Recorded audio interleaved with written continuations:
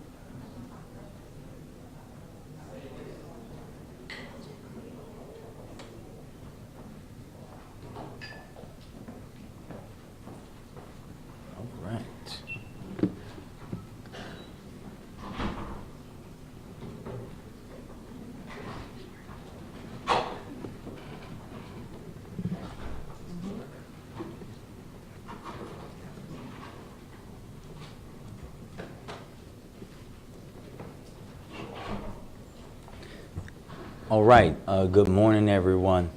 Before we start, first, I want to, as we did last night, acknowledge that we had another tragic incident of violence in Baltimore, and we're going to address that as we know we will with you guys in questions. But we'll get back to that in a second. But wanted to uplift that and know that we had another tragic life loss here in our city. Good morning, and thank you all for being here. I first want to start off by recognizing members of the team that are here. Our City Administrator, Chris Shorter, Deputy Mayor Faith Leach, Deputy Mayor Ted Carter, Commissioner Harrison, Director Jackson, Chief Ford, Chief Wallace, and our Deputy City Solicitor, Ebony Thompson.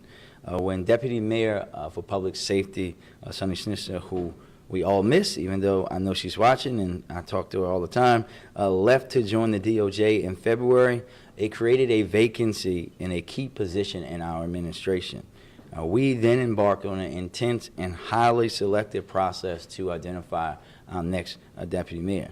I made it clear that I wanted it to be someone with a proven track record on public safety and a deep knowledge of our city to fill this critical role. And today, after months of deliberation, considering a number of high qualified candidates, I am excited to announce that we have found that person.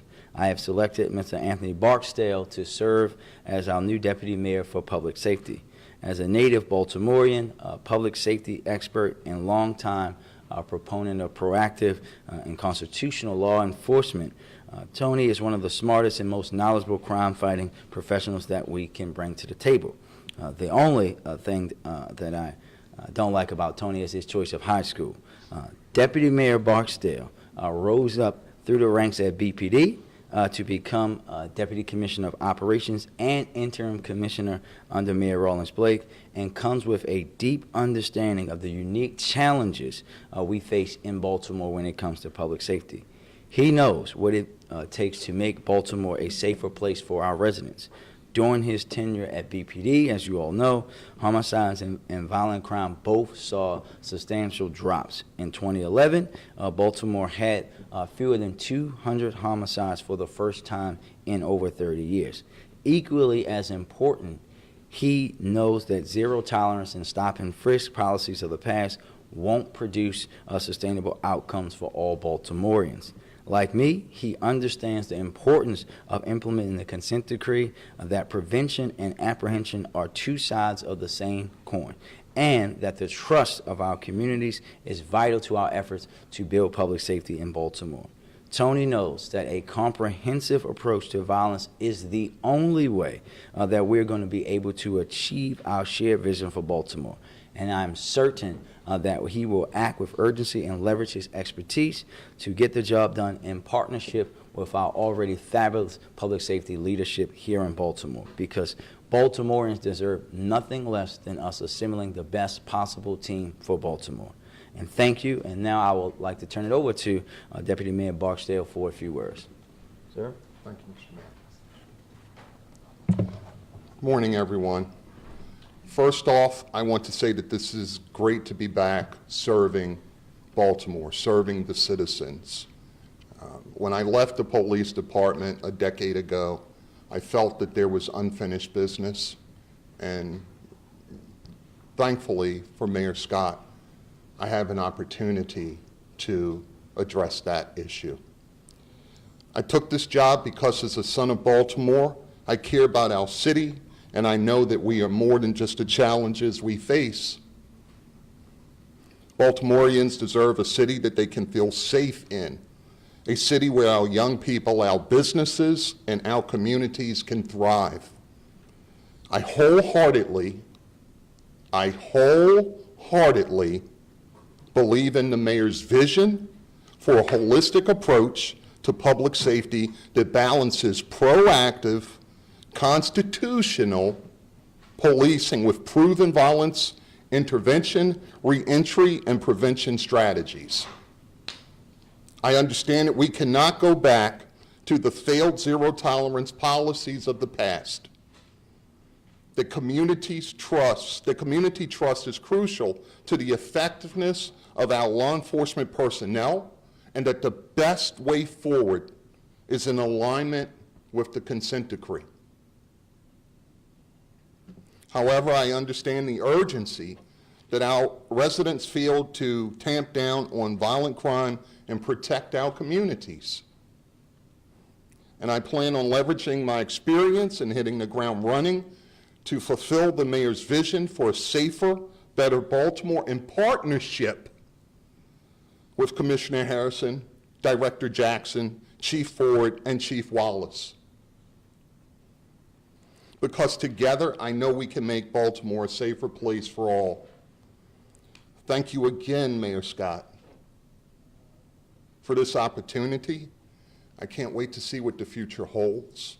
And while I'm here, while I'm speaking, I owe someone an apology for past statements, and I'm man enough to say, I am sorry, Commissioner Harrison, if I've said anything in the past that is offensive to you.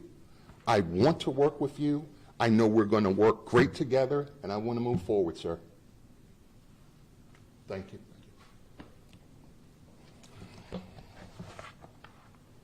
Thank you, Tony. And I, too, am excited about what the future holds for Baltimore with the team that we've ascended. Before we take questions, I just want to address what happened yesterday at Conway and Light.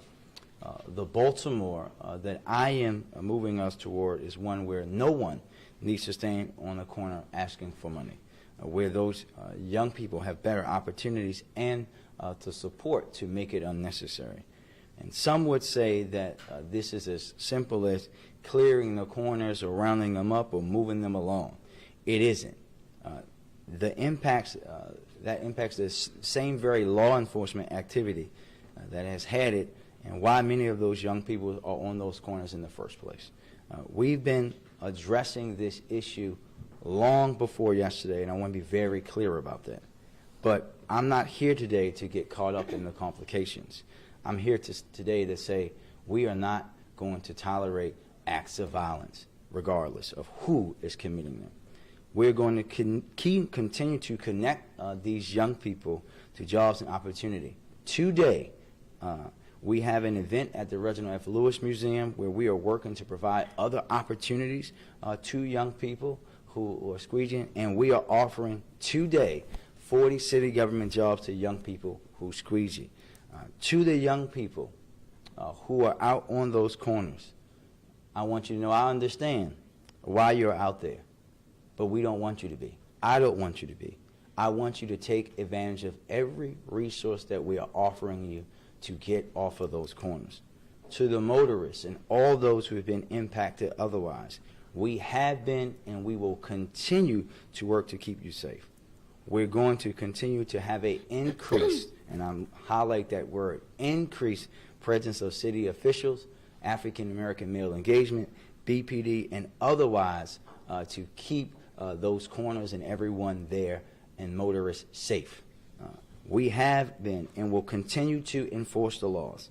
I think it's important for us to remind everyone that yesterday, just yesterday afternoon, we made a gun arrest on that very same corner.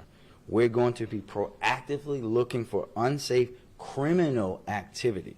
And if you're assaulting murderers, if you're damaging their cars, we are going to arrest you.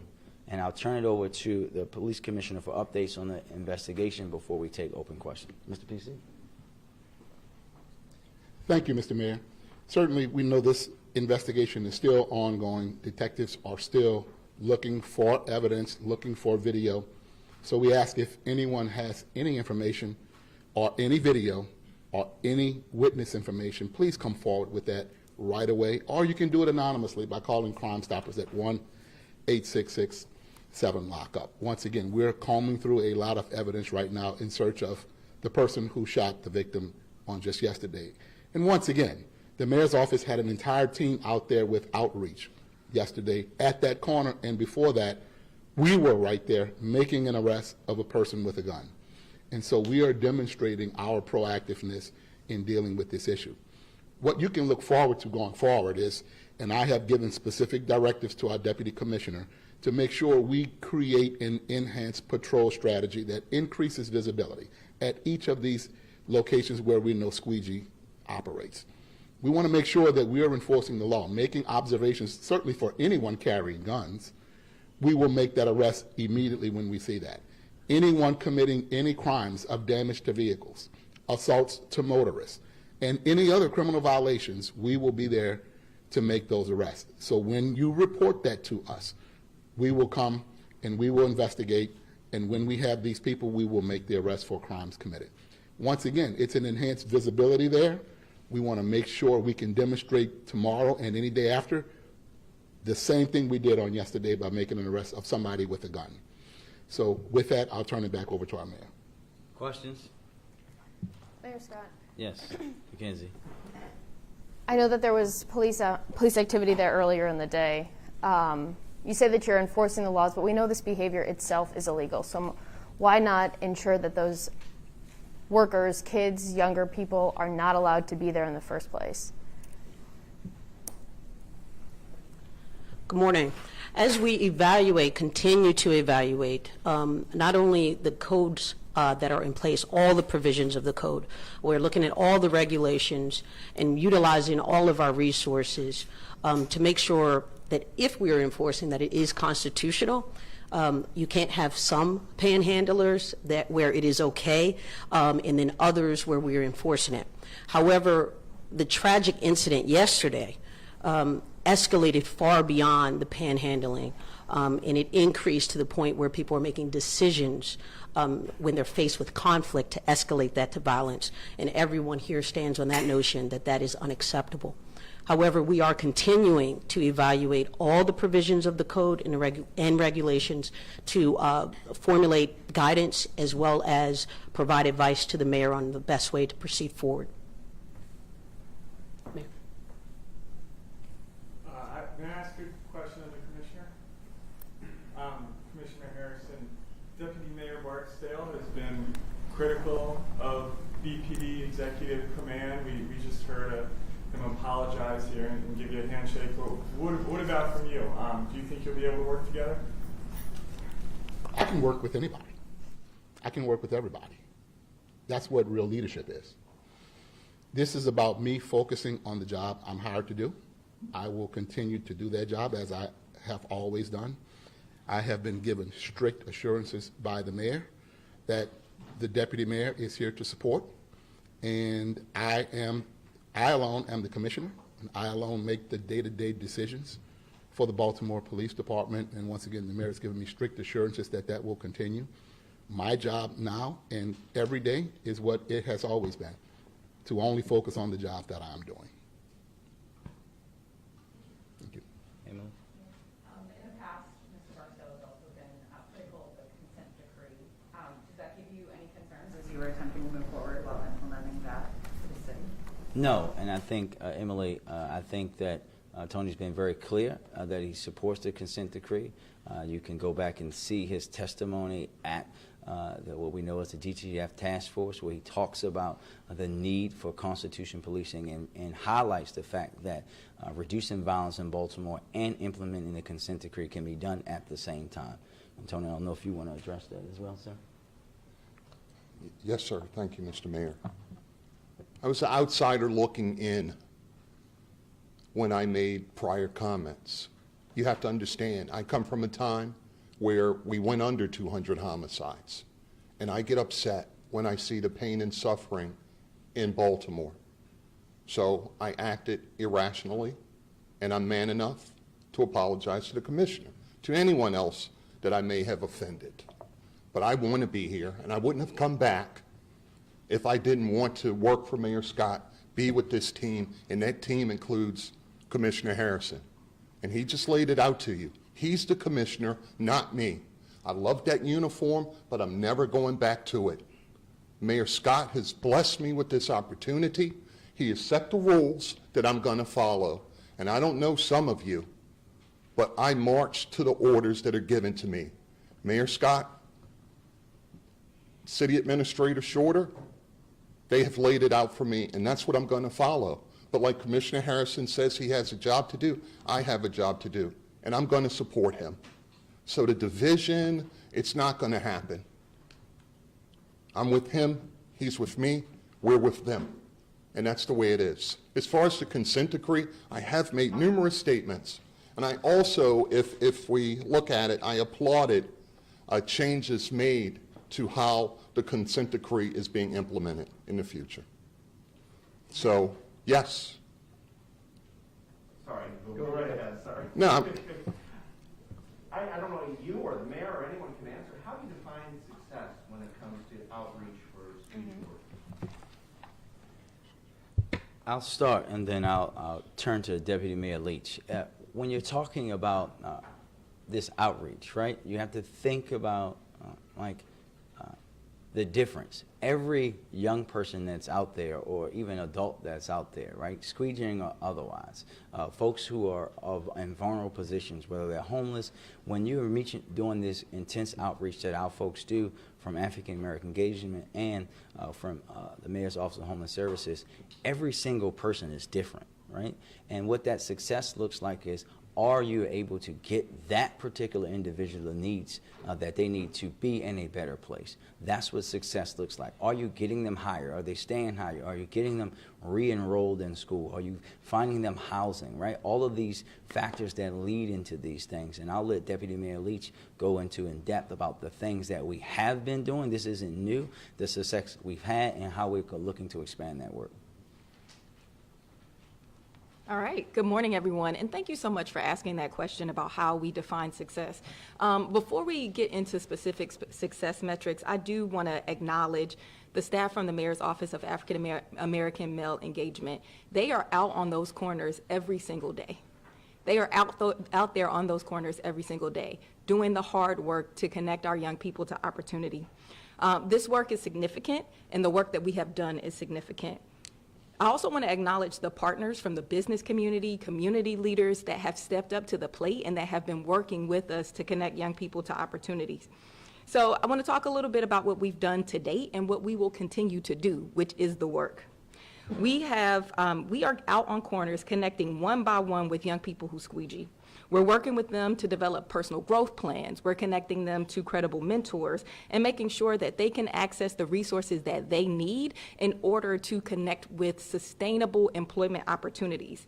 So today, the mayor talked about the event at Reginald F. Lewis Museum. We were actually at the Reginald F. Lewis Museum yesterday. We had a job readiness event to get young people ready for the event that we were having today, where we have DPW, DOT, DGS, other city government partners who are on site ready to make job offers today so that young people can start a job readiness event, a job readiness training next week, and then start employment with city government agencies. The mayor actually shared this event on social media. And so it shows, it's a testimony to the work that's been already happening as it relates to our young people that squeegee. A few months ago, the mayor released his 90-day squeegee action plan, and I'm sure there are lots of folks who want to know what happened to that plan. What happened? What were the results from that plan? Well, let me tell you, we've been able to connect 42 young people to employment opportunities through various organizations. We talked about Canopy when we first launched the event and the plan. We also connected young people who are currently employed at Revival Hotel, Amazon, the Department of Public Works. These are all partners who stepped up to hire those young people. In addition, some of you may know about our Squeegee Corps during the CIAA tournament. So we actually hired 24 young people. They supplemented the Downtown Partnerships Clean Corps, and they provided services throughout the CIAA, 24 young people. And through that model, we actually paid those young people every day. So we were piloting this idea of a same-day work, same-day pay model. And we saw some really amazing results from that work. So again, this is a difficult moment for all of us as a community, but it is going to take all of us to solve this. We all have to be disruptive and collaborative to really address the needs of our young people. They are out on those corners because they are out there meeting many of their basic unmet needs. And so we as a community have to step up and ensure that we are cultivating an environment where our young people can succeed in the city and are not forced to corners to squeegee. Is illegal, though, and that's what Councilman Costello called on BPD leadership yesterday to offer a guarantee that these laws will be enforced, because we know that this activity is illegal. And I understand that you said you're looking at the code, but right now it's, people want to know why aren't these laws being enforced when we saw something happen like yesterday. Commissioner Harrison, do you have a comment? Have you spoke to the councilman about that? Can you guarantee that these laws will be enforced? Well, I can say right now, just as early as 2 hours before this tragic accident yesterday, those laws were being enforced. And not only was it enforced, there was an arrest made and there was a gun recovered. So the police presence is there. The problem is that this is not just panhandling. This is being escalated when we have a tragic event like that, where it is being escalated to now assaults. And of course, that is not tolerated. But you directed it to Commissioner Harrison, I'll let him speak, but I will state that it is absolutely being enforced as early as 2 p.m. yesterday. Anybody else? I don't know if Commissioner Harrison could say if you know anything more about how this started, if you've been able to get a clearer picture of any threats or anything that may have been said other than the basics that you were able to provide yesterday. No, there's nothing more than the basics. It's not what we know, but it's what we believe, that there was some type of engagement that escalated to confrontation, and from there, the victim drove through the intersection, parked, and returned with the baseball bat. Commissioner Harrison, given the fact that there was an arrest made, and then I know that the Office of African American Engagement came out and helped, do you think that those policies aren't enough given the fact that a couple hours later we had a motorist killed? But that speaks to a much, much larger conversation about fixing the core root cause problem of why the young men are out there in the very first place, and how to fix that. If we can fix that and solve their need to support themselves, to take care of their basic needs, which is what we're doing. Fixing that is the real problem, and that's what we're working to do, so that we can not just move them from being there, but fix the reason why they think they have to be there. Thank you, everybody.